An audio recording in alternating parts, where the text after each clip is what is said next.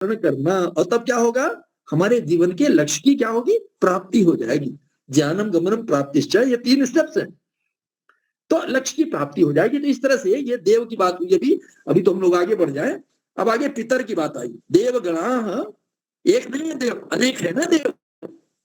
तो देवगणा और फिर पितरश्च, पितर भी। पितर कौन है बताइए? पितर अपने से बड़े, सभी बड़े। वाह, कितनी बढ़िया बात कही है विशेष ने, बहुत अच्छी बात कही कि अपने से सभी बड़े पितर है। ये पितर शब्द, पिता शब्द आता है ना, पिता पितरौ पितरः, पिता शब्द का बहुवचन है। अब पिता कौन है? तो पिता शब्द पाति रक्षति पालयति, पाति धातु है, उससे बनता है, उसके अर्थ है रक्षति पालयति, जो रक्षा करता है, पालन करता है, वो पिता है।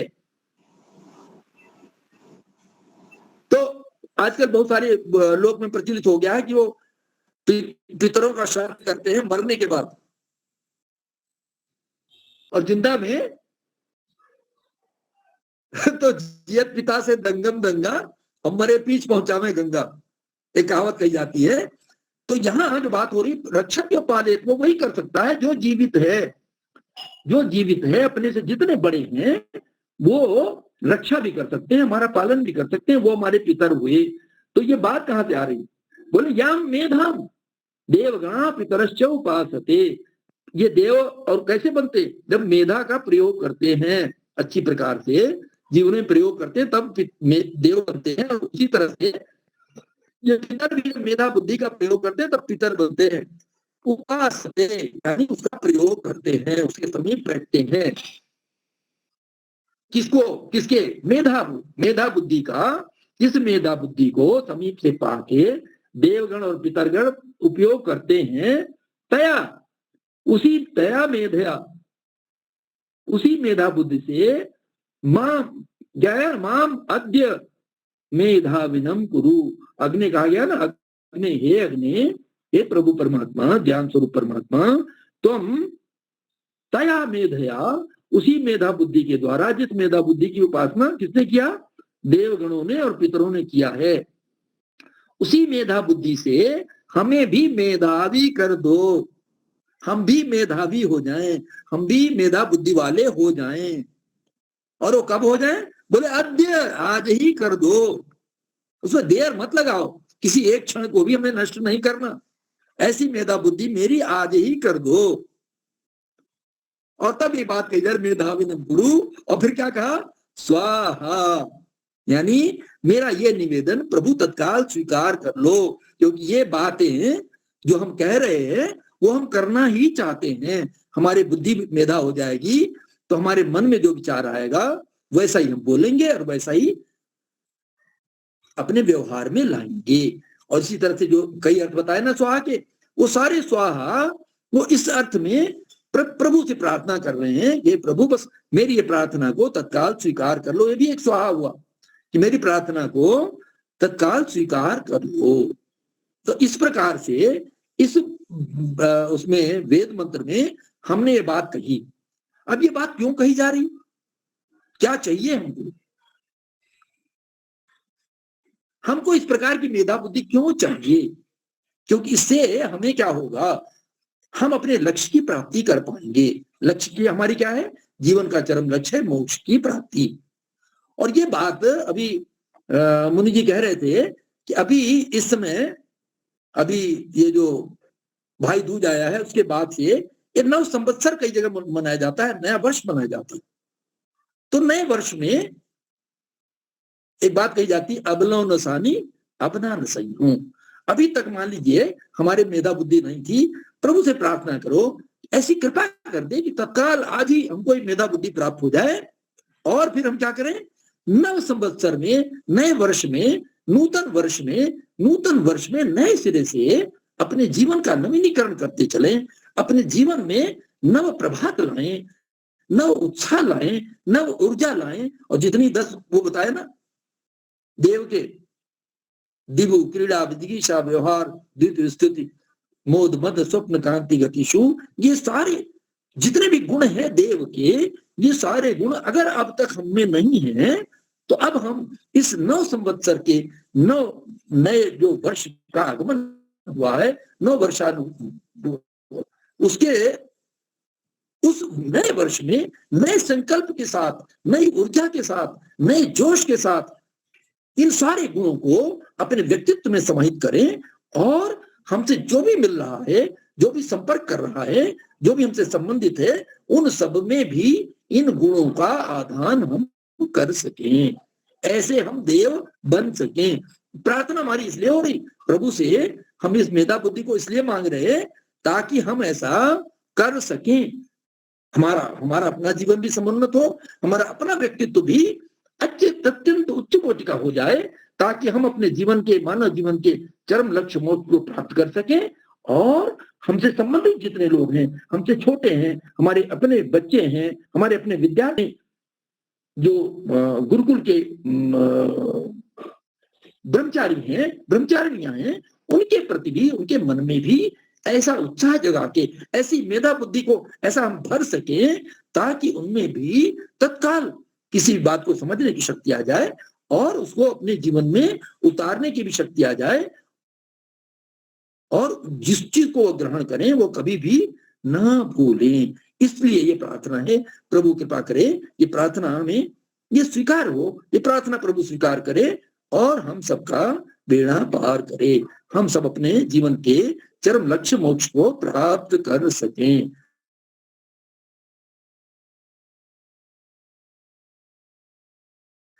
तो प्रभु से प्रार्थना है, व्यवहार काल में वेद की शिक्षाएं जब तक हमें याद रहेंगी, हम इनको व्यवहार में लाएंगे नहीं, तब तक ये बात बनेगी नहीं। तो यो व्यवहारेति स देव, ऐसे हम देव बने कि हम जो भी शिक्षा प्राप्त करें उसको वैसा ही वचन से बोलें और वैसा ही अपने व्यवहार में ले आए, शरीर में ले आए, अपनी क्रिया में भी ले आए, और तब हम मेधावी बनके अपना भी कल्याण करें, अपने भी जीवन के लक्ष्य को प्राप्त कर सकें और औरों को भी जीवन के लक्ष्य को प्राप्त कराने में सहायक बन सकें। शम इति योग। किसी को प्रश्न कोई करने हो तो कर सकते हैं।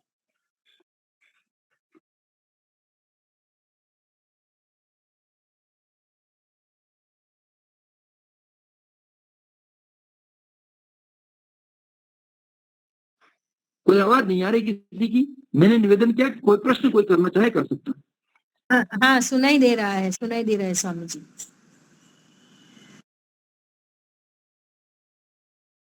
किसी को प्रश्न है कुछ? स्वामी जी ने इतने अच्छे से समझाया है कि अब उसमें कुछ हमें ऐसा लग नहीं रहा है कि हम कुछ पूछें। स्वामी जी ने बहुत अच्छे से हमें ये मंत्र का अर्थ समझाया है। बहुत बहुत धन्यवाद, आभार आपका स्वामी जी। आज इस मंत्र की व्याख्या बहुत ही सुंदर रूप में हुई है, बहुत ही अच्छा लग रहा है। ऐसे ही एक मंत्र अगर कोई भी ले तो बहुत ही ज्ञान मिलता है। बहुत अच्छा, धन्यवाद आपका, बहुत ही बहुत। जी बहुत ही बढ़िया आपने कहा। या मेधाम देवगणा पितरस्सोपासते तया मा मध्य मेदियाग्नि मेधाविनम कुरुहु स्वाहा। हमें चाहिए बुद्धि, चाहिए बुद्धि, चाहिए तीक्ष्ण भी चाहिए, जो सुने जो समझे वो स्थित हो जाए, दृढ़ हो जाए, ऐसी बुद्धि चाहिए। और ऐसी बुद्धि चाहिए बिल्कुल पवित्र हो, पुनीत हो, जो प्रशस्य हो। जिस बुद्धि, ऐसी बुद्धि हमें प्राप्त हो जो ऋषि मुनि हमारे पितर जनों को प्राप्त थी। पितर जन का भी स्वामी जी ने कहा कि पितर वह है जो हमसे वयोवृद्ध है, वैसे बढ़े हुए हैं। इतना नहीं, जो अनुभव से भी बढ़े हुए, हमसे ज्ञानी है, हमसे अधिक जानते हैं, वो भी है। तो पितर सामान्य रूप से जीवित माता पिता है, लेकिन जो गुजर चुके हैं उनके लिए भी पितर उपयोग, उनके लिए भी कहा जाता है। लेकिन हमें लाभ विशेष तो जो है उनका विशेष लेना चाहिए।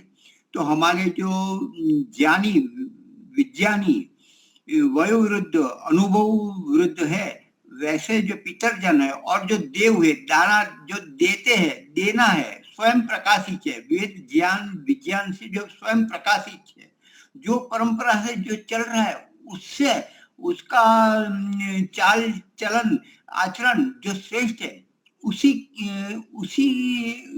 वो लोगों ने जो बुद्धि प्राप्त की थी, अर्थात जैसे को तैसा समझना, वस्तु के पास थी वैसी बुद्धि मुझे प्राप्त हो, मुझे आज मिले, कल मिले, परसों मिले, बाद में मिले, ऐसा नहीं। तुरंत परमात्मा से कहाँ कोई ठिकाना है, कल किसने देखा है, पल की क्यों राह देखे। अच्छी बुद्धि के लिए तुरंत शीघ्र, अति शीघ्र, अभी बोला अभी मिलना चाहिए, इतनी तीव्रता हमारे साधक में होनी चाहिए। और परमात्मा एक क्षण भी देर नहीं दे रही, जैसे पात्रता हमारी प्राप्त होती है उसी क्षण परमात्मा देते हैं, उसमें देरी जरा भी नहीं होती। तो परमात्मा से मांगे कि हम बुद्धि दे, प्रशस्त बुद्धि दे, जो परंपरा से जो ऋषि मुनि को प्राप्त हुई थी, और वो मोक्ष को प्राप्त करे। अपनी जन्म मरण की जो बेड़िया जिसने तोड़ दी है, और उसका हम अनुसरण करें। हम जानते हैं वेद को हम नहीं समझ सकते, हमारे लिए वो कठिन है, लेकिन जो वेद को समझकर जिसने आचरण व्यवहार किया है, जीवन बनाया है, प्रशस्त मार्ग दिखाया है, उसी मार्ग पर हम पीछे पीछे चलते रहे, यह भी हमारे लिए वेद ही है। उसका जीवन, हमारे ऋषि मुनि, संत महात्मा, ऋषिगण, पितरजन वो है, तो उनका मार्ग पर हम चलाए मानो, ये तो हम कर सकते हैं। तो इस प्रकार की बुद्धि हमें मेधा बुद्धि चाहिए, ऋतुम्बरा बुद्धि चाहिए, जिससे हमें ईश्वर प्राप्त हो सके, समझ सके, सिद्धांतों को समझ सके और व्यवहार में ला सके और अन्यों को भी लाभ दे सके। ऐसी बुद्धि हमें परमात्मा से मांगनी है और तुरंत मिले, शीघ्र मिले। ऐसे अपने संध्या में भी आता है, हे ईश्वर दयानिधे भवत कृपया अनेन जपोपासनारी कर्मण धर्मात् काम मोक्षम शीघ्र तुरंत मिलनी चाहिए, बाद में नहीं। तो ऐसी शीघ्रता परमात्मा से मांगनी चाहिए, और अच्छे कामों में कभी भी देर नहीं चाहिए, बाद में होगा, करते रहेंगे, जीवन लंबा है, बहुत अधिक भी नहीं सोचना चाहिए। अच्छा काम है तो या होम करना चाहिए, विवेक अवश्य होना चाहिए, लेकिन या होम करने में देरी नहीं करनी चाहिए, ऐसा मैं मानता हूँ। और आप भी अपना विचार रख सकते हैं, 5 मिनट 10 मिनट है, 10 मिनट के लिए।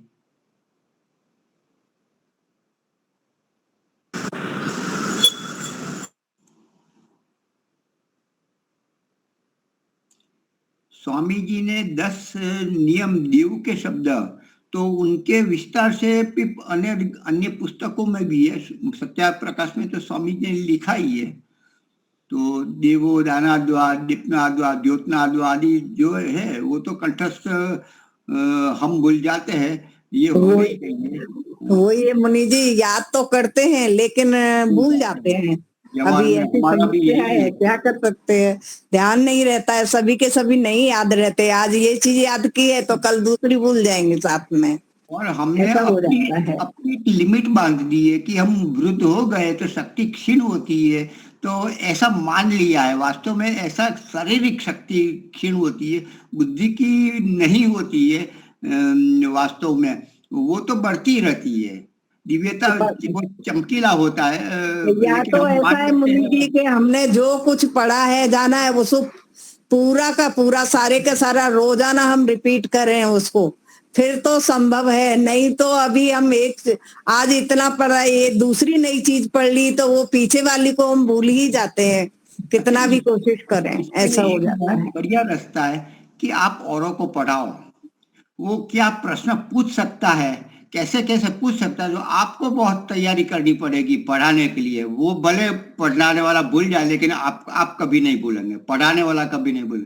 तो ये जरूर, जब जिम्मेदारी के साथ काम करते हैं तो परिणाम आता है, अपने पर काम किया है, एक संतुष्टि होता है।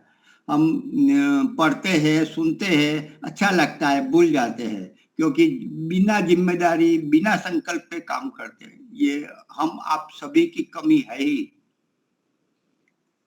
एक सुंदर भजन रख देता हूँ 5-7 मिनट हाँ जी, जरूर जरूर जी, रखिए। हुआ ध्यान में ईश्वर के जो मगन उसे कोई कलेश लगा न रहा। हुआ ध्यान में ईश्वर के जो मगन उसे कोई कलेश लगा न रहा। जब ज्ञान की गंगा में नहाया तब मन में मैल जरा न रहा। हुआ ध्यान में ईश्वर के जो मगन परमात्मा को जब आत्मा ने लिया देख ज्ञान की आँखों से। परमात्मा को जब आत्मा ने लिया देख ज्ञान की आँखों से। प्रकाश हुआ उसके मन में उससे कोई भेद छुपा न रहा। हुआ ध्यान में ईश्वर के जो मगन उसे कोई कलेश लगा न रहा। पुरुषार्थ ही इस दुनिया में हर कामना पूरी करता है। पुरुषार्थ ही इस दुनिया में हर कामना पूरी करता है। मन चाहा उसने सुख पाया उस जो आलसी बन के पड़ा न रहा। मन चाहा सुख उसने पाया जो आलसी बन के पड़ा न रहा। हुआ ध्यान में ईश्वर के जो मगन उसे कोई कलेश लगा न रहा। दुखदायक है सब शत्रु है ये विषय है दुनिया जीतने के। दुखदायक है सब शत्रु है ये विषय है जितने दुनिया के। वही पार हुआ भव सागर से वही पार हुआ भव सागर से जो जाल में इनके फंसा न रहा। हुआ ध्यान में ईश्वर के जो मगन उसे कोई कलेश लगा न रहा।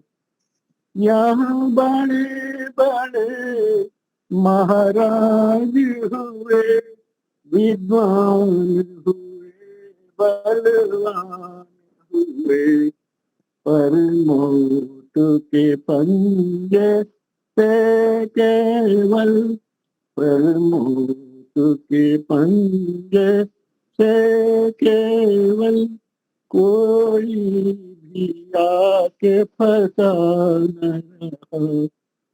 हुआ ध्यान में जो ईश्वर के जो मगन उसे कोई कलेश लगा न रहा। जब ज्ञान की गंगा में नहाया तब मन में मैल जरा न रहा।